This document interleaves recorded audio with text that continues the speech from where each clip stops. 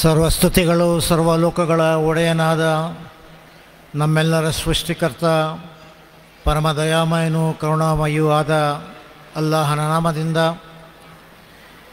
ಮತ್ತು ಅವನ ಅಪಾರ ಅನುಗ್ರಹಗಳು ಮಾನವ ಕುಲಕ್ಕೆ ಸನ್ಮಾರ್ಗವನ್ನು ತೋರಿಕೊಟ್ಟ ಎಲ್ಲ ಸಜ್ಜನರ ಪ್ರವಾದಿಗಳ ಸದಾ ವರ್ಷಿಸುತ್ತಿರಲಿ ಎಂಬ ಪ್ರಾರ್ಥನೆಯಿಂದ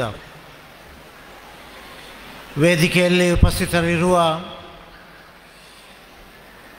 ಶ್ರೀ ಡಾಕ್ಟರ್ ಶಿವಾನಂದ ಮಹಾಸ್ವಾಮಿಯವರೇ, ಶ್ರೀ ಹವಾ ಮಲ್ಲಿನಾಥ್ ಮಹಾರಾಜರವರೇ, ಶ್ರೀ ವಿಜಯ ಸಿಂಗ್ರವರೇ, mister Mukul Jain, assistant commissioner doctor Abdul Khadeer Sahab ಮತ್ತು ಇತರ ವಿಶೇಷವಾಗಿ ಈ ಕಾರ್ಯಕ್ರಮಕ್ಕೆ ಆಗಮಿಸಿರುವ ನರ್ಸರ್ಸ್ ಆ್ಯಂಡ್ ಇಂಟೆಲೆಕ್ಚುವಲ್ಸ್ ಮತ್ತು ಇಲ್ಲಿ ನೆರೆದಿರುವ ಎಲ್ಲ ಮಹಿಳೆಯರೇ, ಮಹನೀಯರೇ, ಇದೊಂದು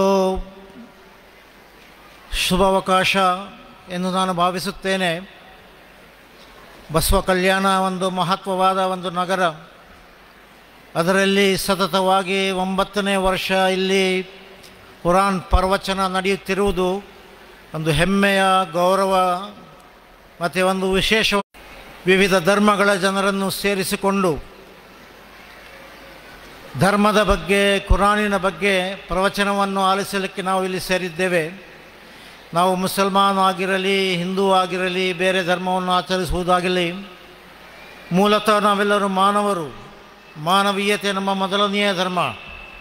ಅದನ್ನು ನಾವು ಕಾಪಾಡಿಕೊಂಡು ಬೆಳೆಸಿಕೊಂಡು ವೃದ್ಧಿಸಿಕೊಂಡು ಬರುವ ಅವಶ್ಯಕತೆ ಈಗ ಹೆಚ್ಚಾಗಿ ಉಂಟಾಗಿದೆ. 9ನೇ ವಾರ್ಷಿಕ ಸಾರ್ವಜನಿಕ ಕುರಾನ್ ಪ್ರವಚನ ಡಿಸೆಂಬರ್ 13, 14 ಹಾಗೂ 15ನೇ ತಾರೀಕಿನಂದು ಬಸವ ಕಲ್ಯಾಣದ ಸಭಾಭವನದಲ್ಲಿ ರಾಜ್ಯದ ಪ್ರಸಿದ್ಧ ಪ್ರವಚನಕಾರರಾದ ಜನಾಬ್ ಮೊಹಮ್ಮದ್ ಕುಯಿ ಅವರಿಂದ ಪ್ರವಚನ ನಡೆಯಲಿದೆ. ಆತ್ಮೀಯರೇ, ತಾವು ಬನ್ನಿ, ತಮ್ಮವರನ್ನ ಕರೆತನ್ನಿ. ತಮಗೆಲ್ಲರಿಗೂ ಆತ್ಮೀಯ ಸ್ವಾಗತ. ಕುರಾನ್ ರಹಮತುಲ್ಲಿಲ್ ಆಲಮೀನ್ ಮೂಲಕ ಮರ್ಸಿ ಅಂಟು ದ ವರ್ಲ್ಡ್ಸ್ ಅಂದ್ಬಿಟ್ಟು ಯಾವ ಪ್ರವಾದಿಗೆ ಹೇಳಲಾಗಿದೆ ಅವರ ಮೂಲಕ ಹುದಲ್ಲಿನ್ ನಾಸ್ ಆಗಿ, ಹುದಲ್ಲಿಲ್ ಮುಸ್ಲಿಮೀನ್ ಮಾತ್ರವಲ್ಲ, ಹುದಲ್ಲಿನ್ ನಾಸ್ ಎಲ್ಲ ಜನರಿಗೆ ಮಾರ್ಗದರ್ಶನವಾಗಿ, ಗೈಡೆನ್ಸ್ ಆಗಿ ಬಂದಿರುವ ಅಂತಿಮ ದೈವವಾಣಿ. ಅದರಲ್ಲಿ ಸಾರಿರುವ ಪ್ರಿನ್ಸಿಪಲ್ಸ್ ನಮಗೆಲ್ಲರಿಗೂ ಅನ್ವಯವಾಗುತ್ತೆ. ಅದರಲ್ಲಿರುವ ವಿಜಯ ಸೂತ್ರಗಳನ್ನು ನಾವೆಲ್ಲರೂ ಅರಿತು ಅದರ ಪ್ರಕಾರ ನಾವು ಬಾಳಿದರೆ ಕರುಣೆಯಾಗಿ ಬೆಳೆಯಬಹುದು, ಬಾಳಬಹುದು. ನಮ್ಮ ದೇಶ ತುಂಬ ಪ್ರಗತಿ ಸಾಧಿಸಿದೆ. ಅದು ನಮ್ಮೆಲ್ಲರಿಗೆ ಹೆಮ್ಮೆಯ ವಿಷಯ. ತಾಂತ್ರಿಕವಾಗಲಿ, ವೈಜ್ಞಾನಿಕವಾಗಲಿ, GDPಯನ್ನು ನೋಡಿದರೂ, ನಮ್ಮ ಜನಸಂಖ್ಯೆಯನ್ನು ನೋಡಿದರೂ, ನಮ್ಮಲ್ಲಿರುವ ಯೂನಿಟಿ ಇನ್ ಡೈವರ್ಸಿಟಿ, ಇದೆಲ್ಲ ನಮ್ಮ ದೇಶದ ವಿಶಿಷ್ಟಗಳು. ಇವೆಲ್ಲವೂ ನಮಗೆ ಸಂತೋಷ ಕೊಡುವಂತಹ ವಿಷಯ. ಇದರ ಬಗ್ಗೆ ನಾವು ಹೆಮ್ಮೆ ಪಡಬೇಕಾಗಿದೆ. ಆದರೆ ಒಂದು ವಿಷಯ, ಮೌಲ್ಯಗಳು, ಮಾನವೀಯ ಮೌಲ್ಯಗಳ ಆಧಾರದಲ್ಲಿ ನೋಡಿದರೆ, ಕ್ಯಾರೆಕ್ಟರ್, ಅಖ್ಲಾಕ್ ಅಂದ್ಬಿಟ್ಟು ಏನು ಹೇಳಲಾಗುತ್ತೋ ಆ ದೃಷ್ಟಿಯಿಂದ ನೋಡಿದರೆ ನಾವು ಹಿಂಜರಿಯುತ್ತಿದ್ದೇವೆ, ನಾವು ಕುಸಿಯುತ್ತಿದ್ದೇವೆ ಎಂಬ ಭಾವನೆ ನಮ್ಮಲ್ಲಿ ಉಂಟಾಗುತ್ತೆ. जिसने सूरज की शियाओं को गिरफ्तार किया वो अपनी ज़िंदगी की शब तारीख सहर कर न सका. ಯಾರೋ X rays and sun rays and laser ಹೋಗಲಾಡಿಸಲು ಅವನಿಗೆ ಸಾಧ್ಯವಾಗಿಲ್ಲ. ನೆರೆ ಮನೆಯವರ ಜೊತೆ ಯಾವ ರೀತಿ ವರ್ತಿಸಬೇಕೋ, ಯಾವ ಪ್ರೀತಿ ಮತ್ತು ಗೌರವವನ್ನು ಇಟ್ಟುಕೊಳ್ಳಬೇಕೋ ಅದರಲ್ಲಿ ನಾವು ಫೇಲ್ ಆಗುತ್ತಾ ಇದ್ದೇವೆ. ಇದೊಂದು ಖೇದದ, ದುಃಖದ ವಿಷಯ. ಇದರ ಬಗ್ಗೆ ಧರ್ಮವನ್ನು ಮೂಲವಾಗಿಟ್ಟುಕೊಂಡು, ನಿಜವಾದ ಧರ್ಮವನ್ನು ಪಾಲಿಸಿಕೊಂಡು, ಪರಸ್ಪರ ನಮ್ಮ ಮಧ್ಯೆ ಸೌಹಾರ್ದತೆ, ಅನುಕಂಪ, ಸಾಮರಸ್ಯ ಇವತ್ತು ಹೆಚ್ಚಾಗಿ ಆಗುತ್ತಾ ಇದೆ. Sky Sunshine School, step towards better future. Knowledge Park, the Creative School for quality and innovative education. करें एक बेहतर कल की शुरुआत आज से. Noble Public School. सारे जहां से अच्छा हिंदुस्तान हमारा, हम बुलबुलें हैं इसकी, ये गुलसिता हमारा ಎಂದು ಅಲ್ಲಾಮಾ ಇಕ್ಬಾಲ್ ಹೇಳಿದ್ದಾರೆ. ಈ ವಿಶಿಷ್ಟತೆಯನ್ನು ಕಾಪಾಡಿಕೊಂಡು ನಾವೆಲ್ಲರೂ ಜೊತೆಗೂಡಿ, ನಾವೆಲ್ಲರೂ ಕೆಡುಕಿನ ನಿರ್ಮೂಲನೆಗಾಗಿ, ಒಳಿತಿನ ಸ್ಥಾಪನೆಗಾಗಿ ನೆಮ್ಮದಿ ಮತ್ತು ಶಾಂತಿಯನ್ನು ಬೆಳೆಸಲಿಕ್ಕಾಗಿ ಪರಸ್ಪರ ಸಹಕರಿಸುವ ಇವತ್ತು ಅಗತ್ಯ ಇದೆ. ಹೊಸ ಕಲ್ಯಾಣದಲ್ಲಿ ಇಂತಹೇನೆ ಇವತ್ತಿನ ಟಾಪಿಕ್, ಅದರ ಬಗ್ಗೆ 2-3 ಮಾತುಗಳನ್ನು ಹೇಳಿ ನಾನು ನನ್ನ ಮಾತನ್ನು ಮುಗಿಸುತ್ತೇನೆ.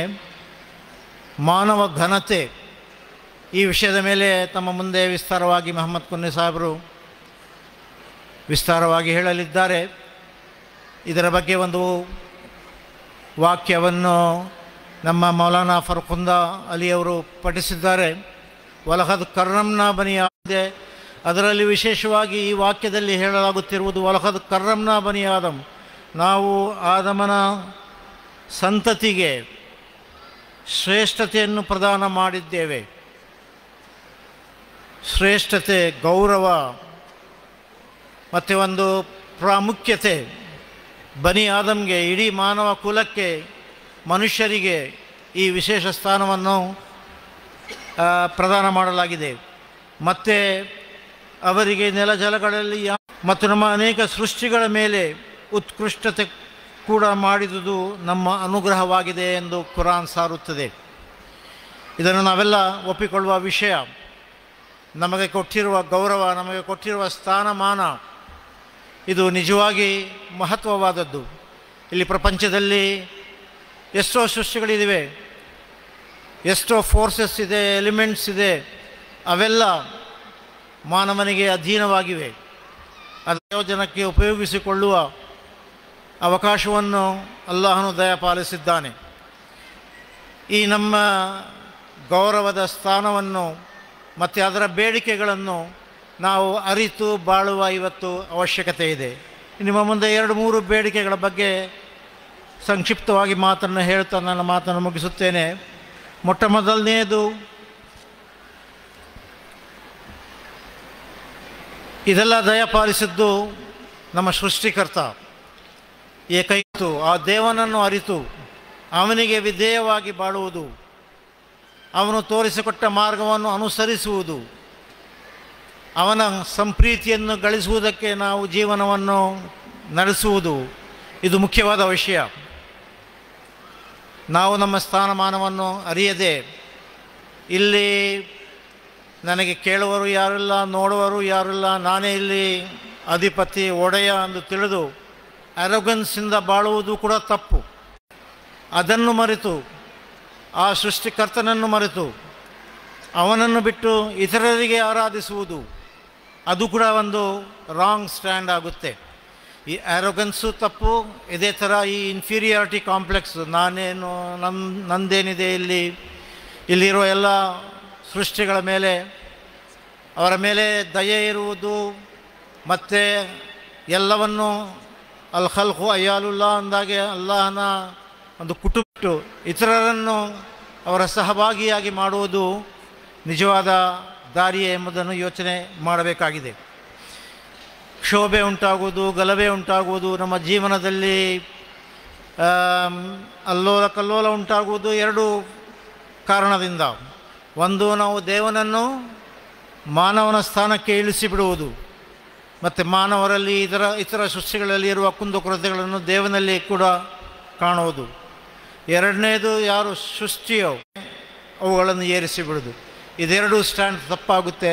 ನಾವು ನಿಜವಾಗಿ ಅಲ್ಲಾಹನನ್ನು ಅರಿತು ಅವನ ನಿಜವಾದ ಕಲ್ಪನೆಯನ್ನು ಉಂಟು ಮಾಡಿಕೊಂಡು ಅವನ ವೈಶಿಷ್ಟ್ಯಗಳನ್ನು ನೆನಪಿಸಿಕೊಂಡು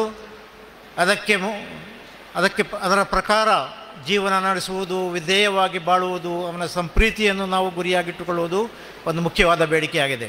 ಇದೇ ತರಹ ಇಷ್ಟೆಲ್ಲ ನಮಗೆ ಸೌಕರ್ಯ ಮಾಡಿಕೊಟ್ಟು, ಇಷ್ಟೆಲ್ಲ ನಮಗೆ ಅಧಿಕಾರವನ್ನು ಕೊಟ್ಟು, ಇದು ಇದೇ ಥರ ಕಳೆದು ಹೋಗುತ್ತಾ, ಇದು ಮುಗಿದು ಹೋಗುತ್ತಾ, ನಮಗೇನು ಮರಳಲಿಕ್ಕಿಲ್ವಾ, ಜವಾಬ್ದಾರಿತನ ಇಲ್ವಾ, ನಾವು ಯಾವ ರೀತಿ ಜೀವನವನ್ನು ಸಾಗಿಸಿದ್ದೇವೆ ಎಂಬ ಬಗ್ಗೆ ಪ್ರಶ್ನೆಯನ್ನು ನಾವು ಎದುರಿಸಬೇಕಾಗಿಲ್ಲವೇ? ಮನುಷ್ಯನಲ್ಲಿ ಜವಾಬ್ದಾರಿತನ ಉಂಟಾಗಬೇಕಾದರೆ, ನೈತಿಕ ಪ್ರಜ್ಞೆ ಬೆಳೆಯಬೇಕಾದರೆ ಈ ಆನ್ಸರಬಿಲಿಟಿ, ಅಕೌಂಟಬಿಲಿಟಿಯನ್ನು ನಾವು ನೆನಪಿಟ್ಟುಕೊಂಡು, ಇದೇ ರೀತಿ ಇಡೀ ಪ್ರಪಂಚದಲ್ಲಿ ನಾವು ನೋಡುತ್ತೇವೆ, ಪ್ರತಿಯೊಂದು ವಸ್ತು ಮತ್ತು ಕೆಲಸ ಇಲ್ಲಿ ಯುಕ್ತಿಪೂರ್ಣವಾಗಿದೆ. ಇಂತಹ ಒಂದು ಪ್ರಪಂಚದಲ್ಲಿ ಮಾನವನಂತಹ ಸೃಷ್ಟಿ ಅವನಿಗೆ ಕೊಡಲಾಗಿರುವ ಅಧಿಕಾರ, ಮತ್ತು ಮರಣದ ನಂತರ ಅವನು ಅದೇ ರೀತಿ ಮಣ್ಣಾಗಿ ಹೋಗಿಬಿಡುತ್ತಾನೆ, ಮತ್ತು ಇವನಿಗೆ ಪ್ರಶ್ನಿಸಲಾಗುವುದಿಲ್ಲ ಎಂಬುದು ಒಂದು ತಪ್ಪು ನಿಲುವೊಂದು ಕಾಣುತ್ತೆ. ನಾವು ನಿಜವಾಗಿ ನೈತಿಕ ಪ್ರಜ್ಞೆಯನ್ನು ಬೆಳೆಸಿಕೊಳ್ಳಬೇಕಾದ್ರೆ, ನೈತಿಕ ಮೌಲ್ಯಗಳನ್ನು ಅಳವಡಿಸಿಕೊಳ್ಳಬೇಕಾದ್ರೆ ಈ ಜವಾಬ್ದಾರಿತನ, ಈ ಅಕೌಂಟಬಿಲಿಟಿ ನಮ್ಮಲ್ಲಿ ಬೆಳೆದು ಬರಬೇಕಾಗಿದೆ. ಇನ್ನೊಂದು, ತನ್ನ ಪ್ರತಿನಿಧಿಯಾಗಿ ಇಲ್ಲಿ ನೇಮಿಸಿರುವುದು, ಇದು ಇಡೀ ಮಾನವ ಜನಾಂಗಕ್ಕೆ, ಎಲ್ಲ ಮಾನವರಿಗೆ ಸಂಬಂಧಪಟ್ಟ ವಿಷಯ. ಎಲ್ಲ ಮಾನವರು ಸಮಾನರಾಗಿದ್ದಾರೆ. ಇಲ್ಲಿ ಮೇಲು ಕೀಳು, ಶ್ರೇಷ್ಠ ಅಧಮ, ಈ ಥರ ವ್ಯತ್ಯಾಸಗಳು, ಅದಕ್ಕೆ ಯಾವ ಬುನಾದಿಯೂ ಇಲ್ಲ. ಕುರಾನ್ ಹೇಳಿರುವಂತೆ, ಯಾ ಯುಹನ್ನಾಸ್ ಇನ್ನ ಖಲಕ್ನಾಕುಂ ಮಿನ್ ಝಕರಿನ್ ವ ಉನ್ಸಾ, ಓ ಜನರೇ, ನಾನು ಕುಲ ಗೋತ್ರಗಳಾಗಿ, ಪಂಗಡಗಳಾಗಿ, ವಿವಿಧ ಭಾಷೆ, ವಿವಿಧ ಬಣ್ಣ, ವಿವಿಧ ರಾಷ್ಟ್ರಗಳಲ್ಲಿ ಹುಟ್ಟಿಸಿರುವುದು ಪರಸ್ಪರ ದ್ವೇಷಿಸಲಿಕ್ಕೆ, ಪರಸ್ಪರ ಹಗೆತನ ಮತ್ತು ಕಚ್ಚಾಡಲಿಕ್ಕೆ ಅಲ್ಲ. ಇದು ಪರಸ್ಪರ ಪರಿಚಯಕ್ಕೆ ಮಾತ್ರ. ಅಲ್ಲಿ ತಾರುಫ್, ಒಬ್ಬರಿಗೊಬ್ಬರು ತಿಳಿದುಕೊಳ್ಳಲಿಕ್ಕೆ, ವ್ಯವಹರಿಸಲಿಕ್ಕೆ ಈ ಭೇದಗಳನ್ನು ಉಂಟು ಮಾಡಲಾಗಿದೆ. ನಿಜವಾಗಿ ಇನ್ನು ಅಕ್ರಮಕುಂ ಇಂದಲ್ಲಾಹಿ ಅತ್ಕಾಕುಂ, ನಿಮ್ಮಲ್ಲಿ ಯಾರು ದೈವನಿಷ್ಠೆಯಲ್ಲಿ, ನಿಮ್ಮಲ್ಲಿ ಯಾರು ದೇವನ ದೃಷ್ಟಿಯಲ್ಲಿ ಉತ್ತಮರು, ಅವರು ಮಾತ್ರ ಶ್ರೇಷ್ಠರು. ಇನ್ನಲ್ಲಾಹ ಅಲೀಮುನ್ ಖಬೀರ್, ಅಲ್ಲಾಹನು ಸರ್ವಜ್ಞನು ಮತ್ತು ವಿವರಪೂರ್ಣನೂ ಆಗಿರುತ್ತಾನೆ. ಈ ಸಮಾನತೆಯನ್ನು ಕೂಡ ಈ ವಾಕ್ಯದ ದೃಷ್ಟಿಯಲ್ಲಿ ನಾವು ಕಲ್ಪಿಸಿಕೊಳ್ಳುವ ಮತ್ತು ಅದರ ಮೇಲೆ ನಮ್ಮ ಸಮಾಜವನ್ನು ನಿರ್ಮಾಣ ಮಾಡುವ ಇಂದಿನ ಕಾಲದಲ್ಲಿ ಅವಶ್ಯಕತೆ ಇದೆ. ಈ ಡಿಸ್ಕ್ರಿಮಿನೇಷನ್, ಈ ಪ್ರೆಜುಡೀಸ್, ಈ ಬಯಸ್, ಇದರ ಮೂಲಕ ನಾವು ಇಡೀ ಪ್ರಪಂಚದಲ್ಲಿ ಕಾಣುತ್ತಿದ್ದೇವೆ. ಇದನ್ನು ಹೋಗಲಾಡಿಸಬೇಕಾದರೆ ಎಲ್ಲ ಮಾನವರು ಒಂದೇ, ನಾವೆಲ್ಲರೂ ಒಂದೇ ತಂದೆ ತಾಯಿಯಿಂದ ಹುಟ್ಟಿ ಬಂದವರು, ನಮ್ಮ ದೇವ ಕೂಡ ಒಬ್ಬರೇ, ನಮ್ಮ ತಂದೆ ತಾಯಿ ಒಬ್ಬರೇ, ನಾವೆಲ್ಲರೂ ಸಹೋದರರು ಎಂಬ ಭಾವನೆಯಿಂದ ನಾವು ಬಾಳಿದರೆ ಶಾಂತಿ ಉಂಟಾಗುವ ಮತ್ತು ಒಂದು ಒಳ್ಳೆಯ ಸಮಾಜ ನಿರ್ಮಾಣವಾಗುವ ಅವಕಾಶ ಒದಗಿ ಬರುತ್ತೆ. ಇಂತಹ ಬೇಡಿಕೆಗಳನ್ನು ನಾವು ಗಮನಿಸಬೇಕಾದ, ಇದನ್ನು ಅಳವಡಿಸಿಕೊಳ್ಳಬೇಕಾದ ಅವಶ್ಯಕತೆ. ಇಂತಹ ಸಮಾರಂಭಗಳು ಹೆಚ್ಚಾಗಿ ನಮ್ಮ ರಾಜ್ಯದಲ್ಲಿ, ನಮ್ಮ ದೇಶದಲ್ಲಿ ನೆರವೇರಿಸಬೇಕು. ಇವುಗಳನ್ನು ನಾವು ಹೆಚ್ಚಾಗಿ ಇಂತಹ ಕಾರ್ಯಕ್ರಮಗಳನ್ನು ಹಮ್ಮಿಕೊಳ್ಳಬೇಕೆಂದು ಪ್ರಾರ್ಥನೆಯಿಂದ ನನ್ನ ಮಾತನ್ನು ಮುಗಿಸುತ್ತೇನೆ. ವಾಹಿರು ದಾವಾನ ಅನಿಲ್ ಹಮ್ದುಲಿಲ್ಲಾಹಿ ರಬ್ಬಿಲ್ ಆಲಮೀನ್.